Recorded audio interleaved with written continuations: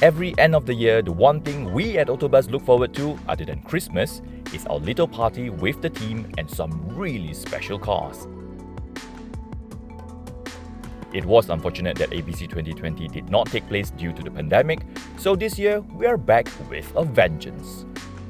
The cars we have selected are simply, well, there's just no other ways to describe them, but mind-blowingly amazing. And we just need the perfect location. Sepang International Circuit.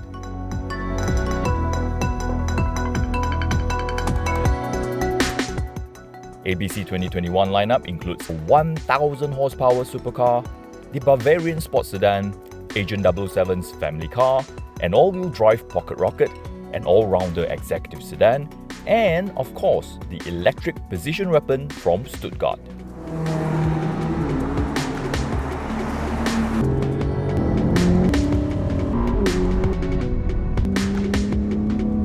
Welcome to AutoBuzz.my Best Cars of 2021, made possible by Bridgestone Tyres.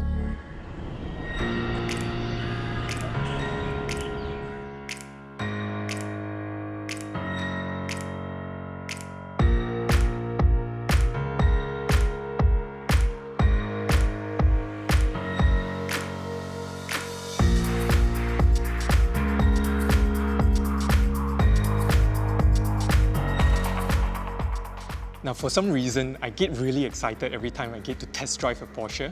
It gives me that whole tingling sensation of excitement and curiosity. When the Porsche Taycan was first launched in 2019, it has a lot of hype to it because it's Porsche's very first fully electric car. Now, Porsches are known to produce one of the best internal combustion engine sports car in the market, so I was a bit worried, okay, maybe not worried, more curious whether the perception will carry through to this car. Well, to let the car out of the bag, in my personal opinion, I think it did. That's why I've picked this car as my car of the year. There are very few cars that can make you feel like it's alive when you're driving it, but this one is one of them. First of all, I still can't believe you can get so much power from a tiny 3-cylinder 1.6-litre engine. It just keeps wanting to go and go. It's like it's telling you, come on, let's go, another gear, another gear. It's pushing you while you're pushing it. Truth be told, I'm a bit of a BMW fanboy myself. So when there's a new M3, well, the choice for me is quite simple. It's the perfect mix of sportiness, space, and even luxury. So on the weekdays, you can actually daily drive it to work. And on the weekends, just bring it on track like this. I really like how it looks. Fastback with a long bonnet, deep sloping roofline, and then a short tail at the back. The low and wide Arteon is now enhanced with the daytime running lights forming part of the front grille. So handsome. Generally, when it comes to people who write about cars, the stereotype has always been, anti-SUV. I would like to go on an anti-stereotype angle here. While I'm not exactly a big fan of SUV, but there's no escaping the fact that SUVs are taking over the world because they are so good.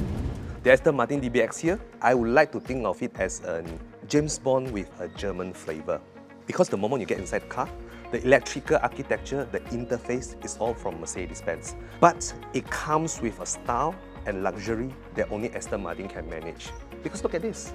Only Aston Martin can manage to make a SUV look pretty without chunky. This one today that I've picked as the best car for this year is really something else. First of all, it's a Ferrari, right? And second of all, it makes 1000 horsepower out of a production series car. That's just mind-blowing. And on top of that, the top comes off, which makes it even more thrilling to drive. And to have that 1000 horsepower on Sepang track, I was looking forward to it.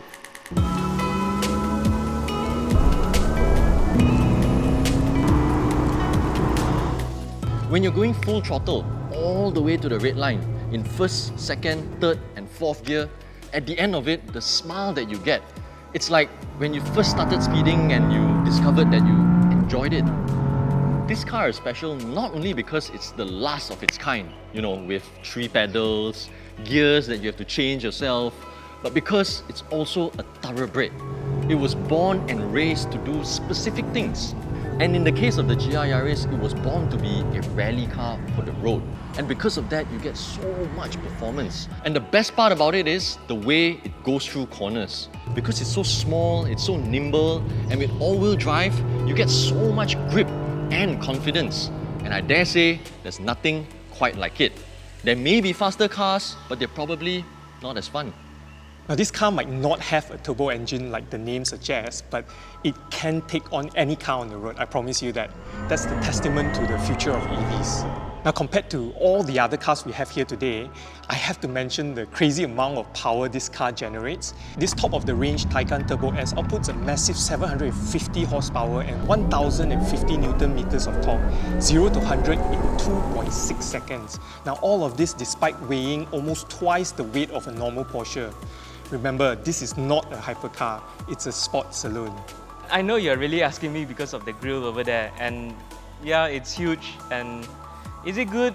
But I really start to understand it, why that BMW did that when you see it on track. Because it does actually bring out a touch of extra aggression that you don't get on the other 3 series. And well, you just have to accept it for what it is. It's not the usual Ferrari that you used to know. Just imagine starting and driving a Ferrari in total silence. Who would have thought, right? It's like a gentle giant lurking and waiting to be awakened. And once it is awake, all 1,000 horsepower break loose, and everything around you is just a blur. You get to unleash the Kraken. And with the roof down, it just enhances the entire experience. You get to hear the engine a bit more, you get all the wind in your hair, you hear all the noise, the wind noise, the road noise and all that, all happening at the same time while you're gunning down the back straight and the main straight. This car is fast. You can really feel the G-force pulling you back during the initial takeoff. It's like, oh my god, what is this? The power is instantaneous. I know this word has been overused to describe EV cars, but I have no other words to describe it. It drives like how you would expect from a Porsche. The driving position is low, the steering is precise, the car feels really planted on the ground. And this car can eat corners with no drama. That is how confident I feel pushing through the corners, and the car does all of this in silent mode. The powertrain, meanwhile, has everything and more with the clever 4-motion all-wheel drive. The transmission and engine needs no introduction. 280 horse, 350 Newton meters and 7-speed DSG feels really well gelled with the chassis. All that power and yet in a highly adaptive electronic control shock absorbers, which allows really comfortable ride even on these large 19-inch 40 series tires. Yes, it's a very big sedan, but due to the suspension tuning, the steering responsive and all, it really masks the size very well. Now this Aston Martin DBX is powered by the M177 Mercedes AMG power plant. I've previously sampled this engine in the Mercedes C63S and GLC 63S. Super awesome power plant. In the Aston Martin DBX, it pushes out 550 horsepower and 700 Nm of torque. 0 to 100 is done and dusted in 4.5 seconds. 4.5 seconds in a 2.2 ton car. With a 2.2 ton curb weight, it's actually the second heaviest car of the lot. Yes, this SUV is the second heaviest because the heaviest car is actually Dom's Porsche Taycan Turbo S. But that's it, with a higher center of gravity, I'm taking it easy around the corners. In this competition form, the M3 just has so much power and raw grunt. And the sound that it makes, I mean, there's just no replacing the 3-litre bi-turbo inline-6 engine. But what makes the M3 truly so special, throughout all of its generation, it's of course its handling chops. And yeah, they've nailed it again with this one. The steering feels so direct, and turning into corners really feels like you are literally on rails because it's so sharp, and the amount of grip that you get is actually quite mind-boggling. As a driver, you'll feel quite lucky that you have the adjustable side bolsters because without that, there's no way you're staying in the seats through the corners. You get to unleash all these horses on the track. And speaking of unleashing the horses, the way this car built speed and the way this car just pulled, it's unlike any prancing horses that I've driven, really. It's definitely up there in terms of the best cars that I've driven. And I'm glad the new Bridgestone Potenza sport tyres that we have on the car have coped really well. It just bites onto the ground, especially when the road conditions are dry. And considering how hard this car can corner, the sidewalls are stiff enough to withstand all the forces and load to make the steering feel more responsive and direct. Not only does those tyres come with a new compound, a new tread design, but also a new construction, especially the layer underneath the tread, which is supposed to make the car feel more stable, especially when it's going fast in the straight line. And in Sepang, I must say, it's quite assuring. Yes, it's not a lightweight hatchback, but given what it is, it's fantastic on the track. Thanks to the 4Motion 4-wheel drive, the rear bites really naturally and it just pushes the car in front, and the front axle also does not hesitate to bite well.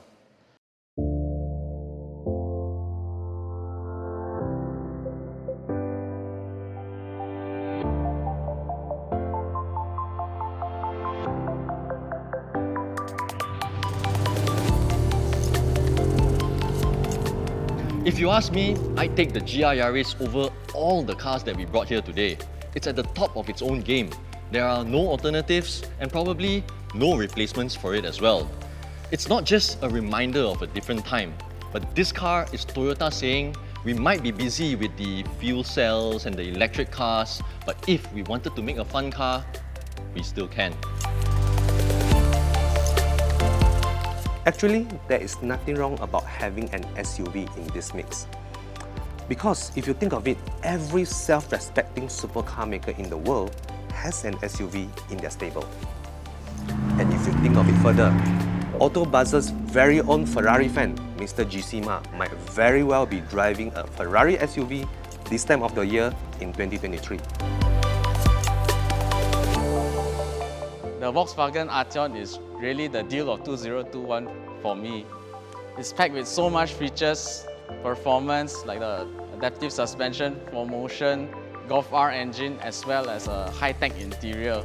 Space-wise, it's also very comfortable. You get bucket seats in front.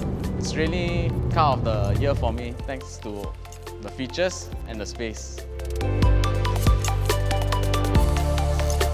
Although it might not be the same M3 that we're all used to now, all of the fundamentals that makes M3 truly great, they are all over here, and I might even say that they are better than before. The tagline, "Sure driving pleasure," well, it cannot be any more accurate over here. Now, whether this is a sports car or a fast saloon car, to me, Porsche has combined both. It gives the thrill behind the wheels, and at the same time, I can see my wife using it on a daily basis. Now, I've always felt a strong connection with the brand, probably because in my pursuit and love for cars, Porsche in some ways is a more pragmatic and attainable goal to achieve. To be very honest, I was actually very skeptical when it comes to electrification because things are just moving too fast towards the hybrid era and electrification. But with this, Ferrari did a very good job by knowing how to extract the best out of both worlds, marrying electrification and internal combustion engine together. And as a result, you get 1000 horsepower and lots of fun with this, really.